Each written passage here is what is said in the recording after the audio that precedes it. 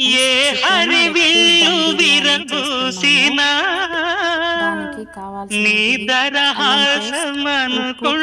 జీలకర్ర పొడి, చికెన్ 65, ఏ గరం మసాలా, చిరుగాలి చికెన్ జీ కదలాడినా దమ్, బిర్యానీ మసాలా, నీ చరణాల పసుపు, శృతి జీరా పొడి, వింటిని.